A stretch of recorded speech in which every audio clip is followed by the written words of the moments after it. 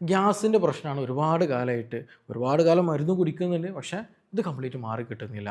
പല ട്രീറ്റ്മെൻറ്റ് എടുത്ത് പല തരത്തിലുള്ള ടെസ്റ്റുകൾ എൻഡോസ്കോപ്പി അടക്കം ചെയ്ത് അതേപോലെ തന്നെ എച്ച് പൈലോർക്കും ടെസ്റ്റൊക്കെ ചെയ്ത് പക്ഷേ എല്ലാം നോർമലാണ്. ഇത് മിക്ക ആളുകളും ഇന്ന് നേരിടുന്ന ഒരു വെല്ലുവിളിയാണ്. ഇത് എന്താണെന്ന് അറിയില്ല. എന്ത് ചെയ്യണമെന്ന് ഒരു ഐഡിയ ഉണ്ടായിരിക്കില്ല എന്നുള്ളതാണ്. ആക്ച്വലി ഇങ്ങനെയുള്ള എന്താണ് നമുക്കറിയാൻ പറ്റുന്നില്ല. അതേസമയം ഇത് എങ്ങനെ മാറ്റും നമുക്കൊരു ഐഡിയയും കിട്ടിയില്ല. അത് ഇവിടുന്ന് ആദ്യം എന്താണെന്ന് അറിയണമല്ലോ. ഇതിന് പറയുന്നൊരു പേരാണ് ഫങ്ഷണൽ ഗ്യാസ്ട്രൈറ്റിസ് എന്ന് പറയുന്നത്. അത് വേറെ ഒന്നുമല്ല, അവിടെ സ്ട്രക്ചറിൽ എന്താണ് ഒക്കെ ഓക്കെയാണ്, പക്ഷേ ഫങ്ഷൻ അവിടെ പ്രോപ്പറായിട്ട് നടക്കാത്ത ഒരു കണ്ടീഷൻ വരാമെന്നുള്ളത്. എൻ്റെ പേര് doctor Siraj, medical officer, QNB health care, Koduvally.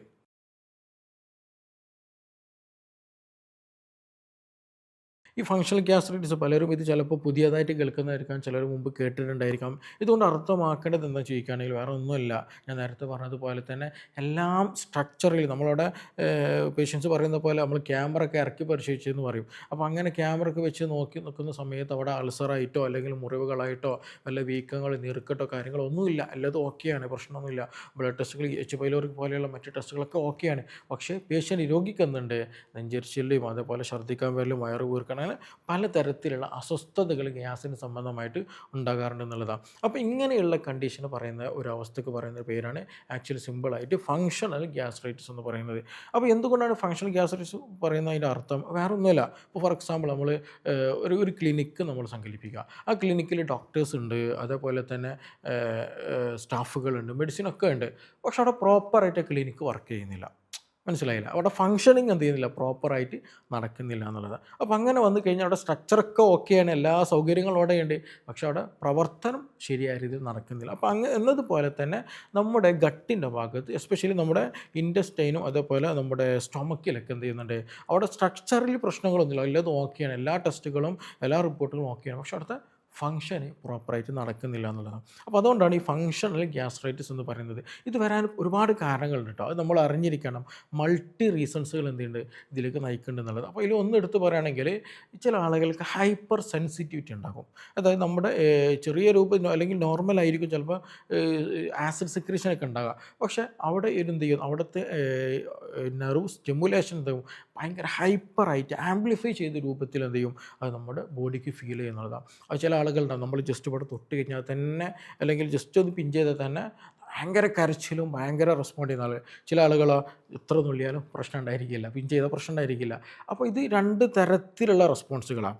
ഒന്ന് ജസ്റ്റ് തൊടുമ്പത്തിന് ഭയങ്കര ഹൈപ്പറായിട്ട് പ്രതികരിക്കുന്നുണ്ട്. അപ്പോൾ എന്നതുപോലെ തന്നെ നമ്മുടെ ഗട്ടിൽ ചിലപ്പോൾ എന്ത് ചെയ്യും, ഈ ഒരു പ്രശ്നം ഉണ്ടാകാറുണ്ട്. നമ്മുടെ അവിടെ ഉണ്ടാകുന്ന ഞരമ്പുകൾക്ക് ചെറിയ രൂപത്തിൽ അല്ലെങ്കിൽ അവിടെ നാഡികൾക്ക് എന്ത് ചെയ്യുന്നത്, ഹൈപ്പർ സെൻസിറ്റിവിറ്റി വന്നു കഴിഞ്ഞാൽ നോർമലി ഉള്ള ഒരു ആസിഡ് തന്നെ ഇത് ഭയങ്കര അസിഡിറ്റി ഉള്ള ഫീൽ ചെയ്യുകയും നമുക്ക് നല്ല എരിച്ചിലും പൊക്കിച്ചിലൊക്കെ ഉണ്ടാകും എന്നുള്ളതാണ്. ഇനി അതേപോലെ തന്നെയാണ് ചില ആളുകൾക്ക് ഈ മ്യൂക്കസൽ ബാരിയറിൽ എന്തെങ്കിലും കംപ്ലയിൻറ്റ് വരിക. നമുക്കറിയാം നമ്മുടെ ഇൻഡസ്ട്രിയിൽ ഒരുപാട് മ്യൂക്കസ് ലെയറുകളുണ്ട്, നമ്മുടെ ഇൻഡസ്ട്രി കംപ്ലീറ്റ് കവർ ചെയ്തിട്ടുള്ളത്.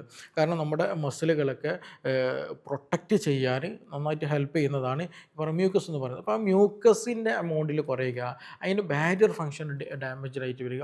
അപ്പോൾ അങ്ങനെ വരുന്ന സമയത്ത് എന്ത് ചെയ്യും, ഈ പറഞ്ഞ ഈ ബുദ്ധിമുട്ട് നല്ലോണം വരും എന്നുള്ളത് തന്നെയാണ്. അതുപോലെ തന്നെയാണ് ഈ ചിലപ്പോൾ നമ്മുടെ നാഡികൾ ഉണ്ടാവും. അപ്പോൾ ഈ നാഡികളാണ് നമ്മുടെ ഈ സ്റ്റൊമക്കിൻ്റെതും അതുപോലെ ഇൻറ്റസ്റ്റൈനൊക്കെ മൂവ്മെൻറ്റിനെ, മസ്കുലാർ മൂവ്മെൻറ്റിനെ ഹെൽപ്പ് ചെയ്യുന്നത്. ചില ആളുകളിൽ എന്ത് ചെയ്യും, ഈ മൂവ്മെൻറ്റ് കുറയും അല്ലെങ്കിൽ നാഡികൾ വീക്കായി പോകും. പ്രത്യേകിച്ച് ഷുഗറുള്ള ആളുകളൊക്കെ നമ്മൾ കണ്ടിട്ടുണ്ടായിരിക്കുമല്ലോ, ഒരുപാട് ഒരു പൊതുവേ പറയുന്ന സംഗതിയാണ് ഡോക്ടറെ ഗ്യാസ് ഉണ്ടാവും എന്നുള്ളത്.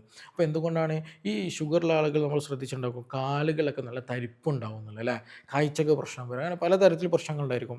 അപ്പോൾ ഈ നാഡികളിലേക്ക് എന്ത് ചെയ്യും, മരവിപ്പൊക്കെ ഷുഗർ രോഗികൾ പിടികൂടുന്നതാണ്. അപ്പോൾ ആ ഒരു മരവിപ്പ് എവിടെയും പിടികൂടും, ഈ പറഞ്ഞ നമ്മുടെ ഇൻറ്റസ്റ്റൈനിൽ ഉണ്ടാകുന്ന ഗട്ടിലുണ്ടാക്കുന്ന നാഡികളെ മരവിപ്പ് പിടികൂടും. അപ്പോൾ ശരിയായ രീതിയിൽ എന്ത് ചെയ്യില്ല, ഭക്ഷണ പദാർത്ഥങ്ങൾ ഈ മസിലിൻ്റെ വർക്കിലൂടെ ഈ ഇൻറ്റസ്റ്റൈനിലൂടെ പാസ് ചെയ്ത് പോലെ കുറേ നേരം ഇങ്ങനെ സ്റ്റൊമക്കിലും ഇൻറ്റസ്റ്റൈനിലും നിൽക്കുന്ന അവസ്ഥ വരും, സ്റ്റേ ചെയ്ത് നിൽക്കുന്ന അവസ്ഥ വരും ഒരുപാട് സമയം. അതിന് പറയുന്നൊരു പേരാണ് ഗ്യാസ്ട്രോപാരസിസ് എന്ന് പറയും. ചില ആളുകൾക്ക് അതേപോലെ തന്നെ നല്ല ഈ പാം ഓയിലൊക്കെ ഉണ്ടാക്കി പൊരിച്ച അല്ലെങ്കിൽ കൂടുതൽ ഫുഡുകൾ കഴിച്ചാൽ എന്ത് ചെയ്യും, അതും ഇതിനൊരു എഫക്റ്റ് ഉണ്ടാക്കും. ഗ്യാസ്ട്രോപാരസിസ് എന്ന് പറയും. ഒരു പാരലൈസ്ഡ് ആയിട്ടുള്ള ഒരു എഫക്റ്റ് പോലെയൊക്കെ എന്ത് ചെയ്യും, നമ്മുടെ ഇൻറ്റസ്റ്റൈനിൽ ഉണ്ടാകും. അപ്പോൾ ശരിയായ രീതിയിൽ എന്ത് ചെയ്യില്ല, ചെയ്യില്ല, നമ്മുടെ ഇൻറ്റസ്റ്റൈനിലൂടെ കുടലിലൂടെ ഭക്ഷണ പദാർത്ഥങ്ങൾ പാസ് ചെയ്ത് പോവില്ല, കുറേ നേരം നിൽക്കുന്ന അവസ്ഥ വരും. അപ്പോൾ അവിടെ ചീഞ്ഞിട്ട് ബാഡ് സ്മെല്ലൊക്കെ വരുന്ന എന്ത് ചെയ്യും, പലതരത്തിലുള്ള വാതകങ്ങൾ പ്രൊഡ്യൂസ് ചെയ്യും. അപ്പോൾ കീഴ്വായൊക്കെ നല്ല സ്മെല്ലൊക്കെ ഉണ്ടായിരിക്കും, വയറ് വീർക്കുന്ന ഒരു എഫക്റ്റൊക്കെ ഉണ്ടായിരിക്കും, വിശപ്പ് കുറയും. ഇങ്ങനെയുള്ള പല ലക്ഷണങ്ങളിൽ എന്ത് ചെയ്യും അവരിൽ ഉണ്ടാകും എന്നുള്ളത് തന്നെയാണ്. അപ്പോൾ അതൊക്കെ ഒരു കാരണം. അതേപോലെ തന്നെയാണ് സ്ട്രെസ്സ് ഭയങ്കര ഒരു ഫാക്ടറാണ്. മാനസികമായിട്ട് ഭയങ്കര ഡിപ്രഷനും ഭയങ്കര ടെൻഷനും ആങ്സൈറ്റി ഉള്ള ആളുകൾക്ക് എന്ത് ചെയ്യും ഈ പറഞ്ഞ അസിഡിറ്റിയുടെ പ്രശ്നം നല്ല രീതിയിൽ കാണും എന്നുള്ളതാണ്. അപ്പോൾ അതുകൊണ്ട് തന്നെ ഈ ഹിസ്റ്ററി എടുത്തുന്ന ആളുകൾ, ഞാൻ നേരത്തെ പറഞ്ഞല്ലോ ഒരുപാട് കാലമായിട്ട് ഇത് മാറുന്നില്ല, എല്ലാ ടെസ്റ്റും ഓക്കെയാണ്, ഇവരുടെ ഹിസ്റ്ററി എടുത്താൽ തന്നെ അവരുടെ ആ ഒരു ബാക്ക്ഗ്രൗണ്ട് നോക്കിയാൽ തന്നെ എന്ത് ചെയ്യും ഈ പറഞ്ഞ സംഗതികളുണ്ടായിരിക്കും. ഒന്നുകിൽ ലേറ്റായിട്ട് ഉറങ്ങുന്ന ആളുകളായിരിക്കും, വളരെ വൈകിട്ട്, അതേപോലെ കൂടുതൽ കോഫി ഇങ്ങനെയുള്ള ചില ട്രിഗറിങ് ഉണ്ടാക്കുന്ന ഫുഡുകളുണ്ട്, ഈ ഫുഡുകൾ കൂടുതൽ കഴിക്കുന്ന ശീലമുള്ള ആളുകളായിരിക്കും. അതേപോലെ തന്നെ പുകവലി കൂടുതലുള്ള ആളുകളൊക്കെ ആയിരിക്കും. ഇങ്ങനെയുള്ള പല ഫാക്ടേഴ്സ് എന്ത് ചെയ്യും, മൾട്ടി ഫാക്ടേഴ്സ് പലപ്പോഴും പല ആളുകളിലും കണ്ടുവരാറുണ്ടെന്നുള്ള ആ ഫാക്ടേഴ്സ്, ആ റീസൺസ് നമ്മൾ ഒഴിവാക്കി കഴിഞ്ഞാലോ ഈ പ്രശ്നം മാറുകയും ചെയ്യും. ഇപ്പോൾ സിമ്പിളായിട്ട് പറയുകയാണെങ്കിൽ ഇപ്പോൾ ഭക്ഷണത്തിനെടുത്ത് കേസ് എടുത്ത് നോക്കാം. ചില ആളുകൾക്ക് ഈത്തപ്പഴം പറ്റില്ല, ഈത്തപ്പഴം കഴിച്ച് കഴിഞ്ഞാൽ എന്ത് ചെയ്യാറുണ്ട്, മിക്ക ആളുകൾ ഞാൻ പറഞ്ഞതുപോലെ കാറ്റഗറി പെട്ട ആളുകൾക്ക് ഈ പറഞ്ഞ ബുദ്ധിമുട്ടുകൾ നല്ല രീതിയിൽ വരും. അതുപോലെ തന്നെ ഭക്ഷണത്തിൽ പെട്ട നേന്ത്രപ്പഴം, വലിയ പഴം ഉണ്ടല്ലോ, അത് കൂടുതൽ കഴിച്ച് കേട്ടിട്ടുണ്ടെങ്കിൽ എന്ത് ചെയ്യും, വയറിനൊരു കനം പോലെ അനുഭവപ്പെടുക, അതുപോലെ ചിലപ്പോൾ ശോധന ശരിക്കും കിട്ടിയില്ല, വയറിൻ്റെ ഒരു വീക്കൊക്കെ വരുന്ന അവസ്ഥ. അതുപോലെ പാവയ്ക്ക, ഇതൊക്കെ നല്ല സംഗതികൾ, അതൊന്നും മോശമുള്ളതല്ല.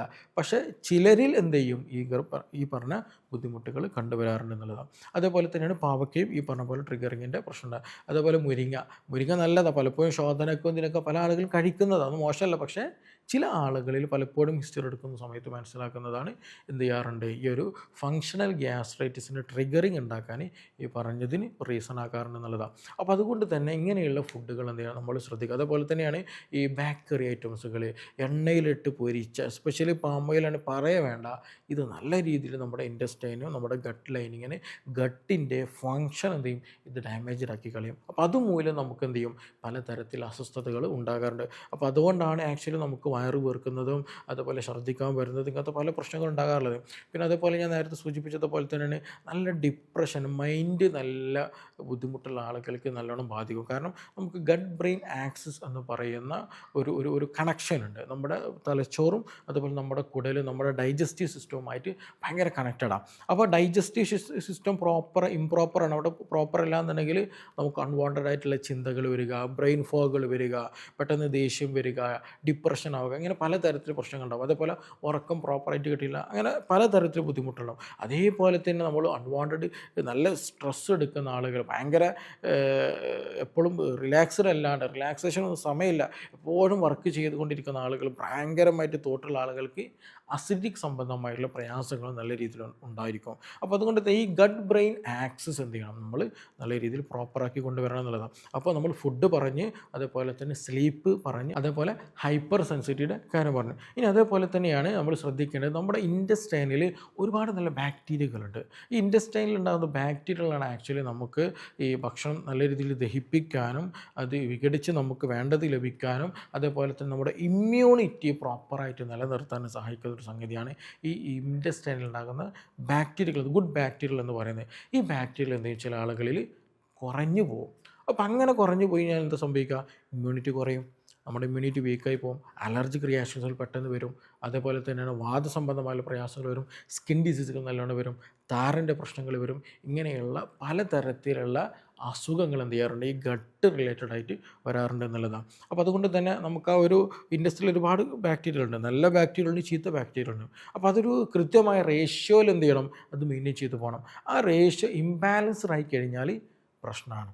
അപ്പോൾ അത് എന്ത് ചെയ്യണം, നമ്മൾ മെയിൻറ്റെയിൻ ചെയ്ത് പോകണം. അപ്പോൾ സിമ്പിളായിട്ട് പറയുമ്പോൾ ഒരാൾ നല്ല എപ്പോഴും ആൻറ്റിബയോട്ടിക് അൺവാണ്ടഡ് ആയിട്ട് എപ്പോഴും ഇങ്ങനെ എടുത്തുകൊണ്ടിരിക്കുന്ന ശീലമുണ്ടെങ്കിൽ എന്താ സംഭവിക്കുക, ഈ ആൻറ്റിബയോട്ടിക്കിൻ്റെ എഫക്റ്റ് കാരണമായിട്ട് ഒരുപാട് നല്ല ബാക്ടീരിയകളും കൂടെ എന്ത് ചെയ്യും, അവിടെ നിന്ന് നഷ്ടപ്പെട്ടു പോകും.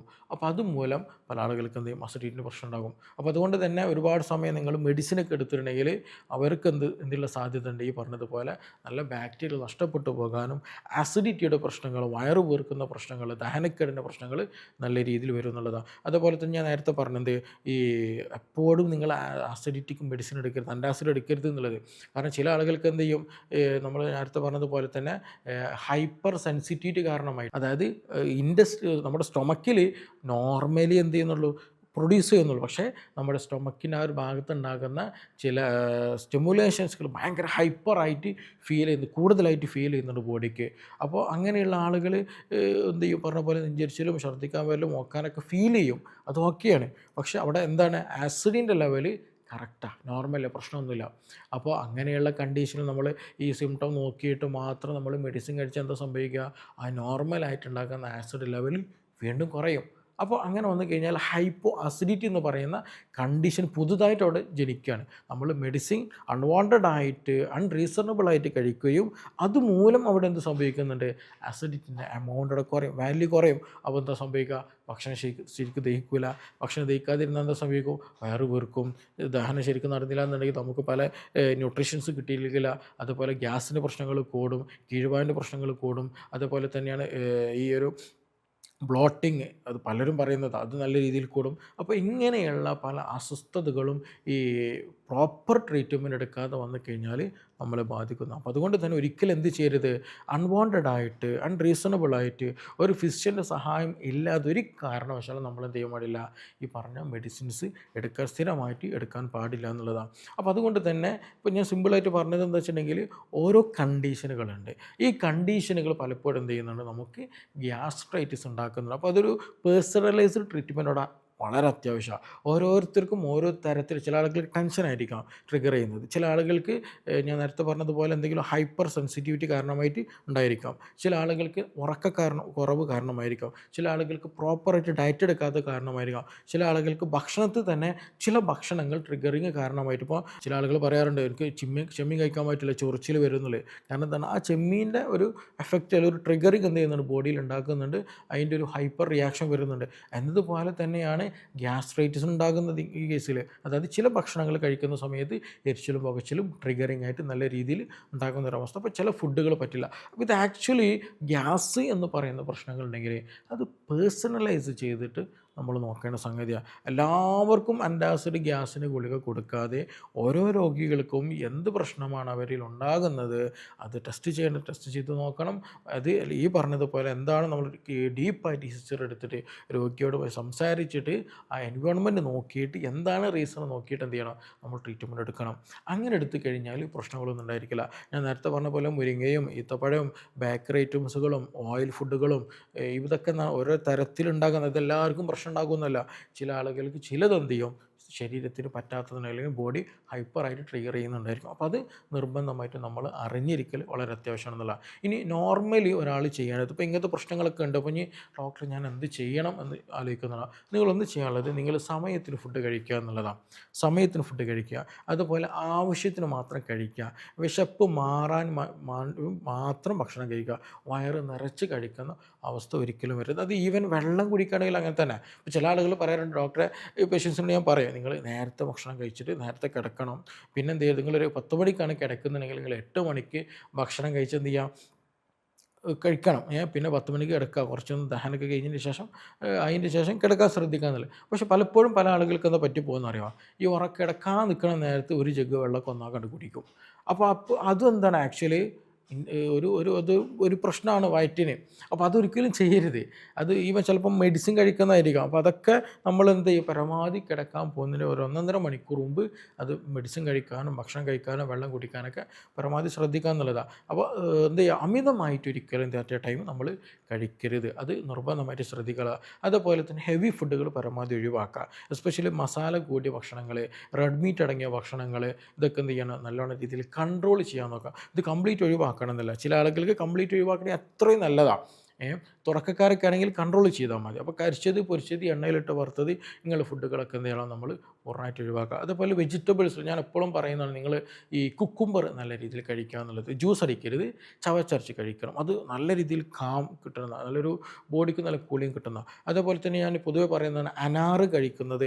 എസ്പെഷ്യലി ഇതിന് കൂടെ ചില ആളുകൾക്ക് IBSൻ്റെ പ്രശ്നം ഉണ്ടായിരിക്കും. അപ്പോൾ അവർക്ക് ഒന്നുകൂടെ നല്ലതാണ് അനാറ്. അതേപോലെ തണ്ണിമത്തന് പലർക്കും നല്ല രീതിയിൽ അത് ഒരു കാംനെസ് കിട്ടണം. അതുപോലെ നമ്മുടെ വഴുതന, പിന്നെ മറ്റേതേപോലെ തന്നെ നമ്മുടെ ഈ ചൊരങ്ങ എന്ന് പറയല, ഇതൊക്കെ നല്ല രീതിയിൽ എന്ത് ചെയ്യുക, നമ്മുടെ എസ്പെഷ്യലി നോമ്പൊക്കെയാണ് വരുന്നത്. അപ്പോൾ അങ്ങനെയുള്ള ആളുകളൊക്കെ എന്ത് ചെയ്യുക, ഈ ഗ്യാസിന് പ്രശ്നമുള്ള ആളുകൾ ഈ ഭക്ഷണങ്ങളൊക്കെ എടുക്കാൻ ശ്രദ്ധിക്കുക. അതുപോലെ കുടിക്കുന്ന വെള്ളം എപ്പോഴും എന്ത് ചെയ്യുക, നിങ്ങൾ മല്ലി തിളപ്പിച്ച വെള്ളം കുടിക്കുക. നമ്മൾ ജീരകവെള്ളമൊക്കെ ഉണ്ടാക്കില്ല, അന്ന് ആ ഒരു ലെവലിൽ തന്നെ എന്ത് ചെയ്യുക, മല്ലി ഇട്ടിട്ട് തിളപ്പിച്ചിട്ട് ആ വെള്ളം നമ്മൾ ആവശ്യത്തിന് കുടിക്കുകയാണെന്നുണ്ടെങ്കിൽ ആ ഒരു ഡൈജസ്റ്റീവിൻ്റെ ഒരു ഗ്യാസിൻ്റെ പ്രശ്നങ്ങൾ കുറേയൊക്കെ നമുക്കത് കൺട്രോൾ ചെയ്യാൻ പറ്റും എന്നുള്ളതാണ്. ഇനി അതേപോലെ തന്നെ എന്ത് ചെയ്യുക, നമ്മളെപ്പോഴും ഭക്ഷണം കഴിച്ചിട്ടുണ്ടെങ്കിൽ കിടക്കാൻ നിൽക്കരുത്.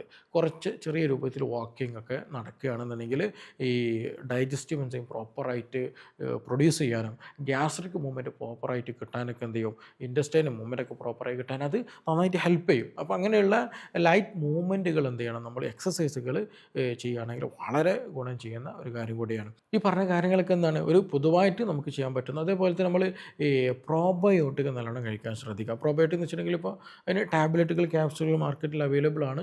ഇനി അതും അല്ലാന്നുണ്ടെങ്കിൽ നമുക്ക് വീട്ടിൽ നിന്ന് തന്നെ എന്ത് ചെയ്യുക, തൈര് കഴിക്കാൻ പറ്റും. തൈര് ഒരു പുളി കുറഞ്ഞതാണ് ഏറ്റവും നല്ലത്. പുളി കുറഞ്ഞ അല്ലെങ്കിൽ യോഗട്ട് ടൈപ്പ് തൈരുകൾ എന്ത് ചെയ്യുക, നമ്മൾ കഴിക്കാൻ ശ്രദ്ധിക്കുക. ഒരു ഉച്ചൻ്റെ നേരത്ത് ഒരു 100 ഗ്രാം ശീലമാക്കുക. അതിൽ നല്ല ബാക്ടീരിയകളുണ്ട്. അപ്പോൾ നമ്മുടെ ഇൻറ്റസ്റ്റൈനിൽ ഉണ്ടാകുന്ന ബാക്ടീരിയൽ ഫ്ലോറ പ്രോപ്പറാക്കി കൊണ്ടുവരാനും നമ്മുടെ ഇമ്മ്യൂണിറ്റി കൂട്ടാനും ഇൻഫ്ലമേഷൻ കുറയ്ക്കാനൊക്കെ എന്ത് ചെയ്യും, തൈര് നന്നായിട്ട് ഹെൽപ്പ് ചെയ്യും. ചില ആൾക്ക് നല്ല കഫക്കെട്ടിൻ്റെ പ്രശ്നം അല്ലെങ്കിൽ ഈ ഇതിൻ്റെ ബുദ്ധിമുട്ട് അലർജിൻ്റെ പ്രശ്നമുള്ള ആളുകൾക്കുണ്ടാവും. അപ്പോൾ അവരൊക്കെ ഒന്ന് ശ്രദ്ധിക്കണം. പക്ഷെ അവർ പരമാവധി എന്ത് ചെയ്യുക, പകൽ സമയത്തൊക്കെ എടുക്കുകയാണെങ്കിൽ കൺട്രോൾഡ് ആയിട്ടൊക്കെ തന്നെ നമുക്ക് എടുക്കുകയാണെന്നുണ്ടെങ്കിൽ നല്ല ബുദ്ധിമുട്ടില്ലാതെ എന്ത് ചെയ്യും, മുന്നോട്ട് പോകാൻ പറ്റും. പക്ഷേ ചില ആളുകൾക്ക് പ്രശ്നങ്ങളും ഉണ്ടാകാറുണ്ട്, അത് ശ്രദ്ധിക്കുകയും വേണം എന്നുള്ളതാണ്. അപ്പോൾ ഞാൻ ഇത്രയും പറഞ്ഞത് എന്തിനാണെന്ന് ചോദിക്കുകയാണെന്നുണ്ടെങ്കിൽ ഇത് നമുക്ക് മാറ്റിയെടുക്കാൻ പറ്റും. പക്ഷേ ഓരോരുത്തരെയും ഓരോ തരത്തിൽ എന്ത് ചെയ്യണം, നമ്മൾ ട്രീറ്റ്മെൻറ്റ് ചെയ്യേണ്ടി വരും. ഓരോരുത്തർക്കും ഓരോ തരത്തിലാണിത് ബാധിക്കുന്നുള്ളതാണ്. അപ്പോൾ ഞാൻ എപ്പോഴും എൻ്റെ അടുത്ത് വരുന്ന പേഷ്യൻസിനോട് പറയുന്നൊരു സംഗതിയാണ്, ഇത് മെഡിസിൻ എന്ന് പറഞ്ഞത് ഇത് വളരെ ചെറിയൊരു എമൗണ്ട് അല്ലെങ്കിൽ അതിന് പ്രസൻസ് ഉള്ളൂ. അതിൽ ആക്ച്വലി ഒരു 80-85% എന്താണ്, നമ്മുടെ ജീവിതശൈലി തന്നെയാണ്. ആ ജീവിതശൈലി മാറ്റിക്കഴിഞ്ഞിട്ടുണ്ടെങ്കിൽ അത് കംപ്ലീറ്റ് മാറിക്കിട്ടും. അപ്പോൾ എൻ്റെ അടുത്തൊരു പേഷ്യൻ്റ് വന്നിട്ടുണ്ടായിരുന്നു, അവർ വിദേശത്തായിരുന്നു, പല ടെസ്റ്റുകളെല്ലാം ചെയ്ത് നോർമലാണ്, പ്രശ്നങ്ങളൊന്നുമില്ല. അപ്പോൾ അവസാനം ജോലിയൊക്കെ ഒഴിവാക്കേണ്ടി വരുമോ ഇല്ല എന്നൊക്കെ ഒന്ന് അറിയാനും കൂടെ വേണ്ടിയിട്ട് നാട്ടിൽ വന്നതാണ്. എൻ്റെ അടുത്ത് വന്നു, പിന്നെ കാര്യങ്ങളൊക്കെ ഞാൻ പറഞ്ഞു കൊടുത്തു. എന്നാലും പ്രശ്നങ്ങളൊന്നും യൂസ് ചെയ്യരുത്, എന്നാലും കാര്യങ്ങൾ ശ്രദ്ധിക്കണം എന്ന് പറഞ്ഞു. അവരത് കറക്റ്റ് ഒരു 3 ആഴ്ച, ഒരു മാസം മാക്സിമം എടുത്തപ്പോൾ തന്നെ എന്ത് ചെയ്തു, ഒരു 80-85% അവരുടെ പ്രശ്നങ്ങൾ മാറി. പിന്നീട് അവർക്ക് മനസ്സിലായി ഏതൊക്കെ ഫുഡ് ഞാൻ ശ്രദ്ധിക്കേണ്ടതുണ്ട്, ഈ ഫുഡ് കഴിക്കുമ്പോൾ എനിക്ക് പ്രശ്നമുണ്ട്. അപ്പോൾ അങ്ങനെ ഒരു കറക്റ്റ് ഷെഡ്യൂളിലേക്ക് പോയതോട് കൂടിയിട്ട് എന്ത് ചെയ്തു, അവരുടെ പ്രശ്നങ്ങളൊക്കെ മാറുകയും ചെയ്തു. അപ്പോൾ അവർ വിദേശത്ത് വീണ്ടും തിരിച്ചു പോയിട്ടുണ്ട്. അപ്പോൾ ഞാൻ പറഞ്ഞത് ഇതൊക്കെ പലതും നമുക്ക് മാറ്റിയെടുക്കാൻ പറ്റും. അത് ഓരോരുത്തരുടെ ബോഡിക്ക് അനുസരിച്ചിട്ട് ഉള്ള ഒരു ട്രീറ്റ്മെൻറ്റ് എന്ത് ചെയ്യണം, നമ്മൾ ഫൈൻഡ് ഔട്ട് ചെയ്യുക എന്നുള്ളത് തന്നെയാണ്. അപ്പോൾ ഈ വിഷയത്തിൽ നിങ്ങൾക്കിനി എന്തെങ്കിലും സംശയങ്ങളുണ്ട്, കൂടുതൽ അറിയാനൊക്കെ താല്പര്യമുണ്ടെങ്കിൽ താഴെ തന്നിട്ടുള്ള നമ്പറിൽ ബന്ധപ്പെടാവുന്നതാണ്. നമുക്കിനി മറ്റൊരു വിഷയവുമായി ബന്ധപ്പെട്ടിട്ട് വീണ്ടും കാണാം. Thank you.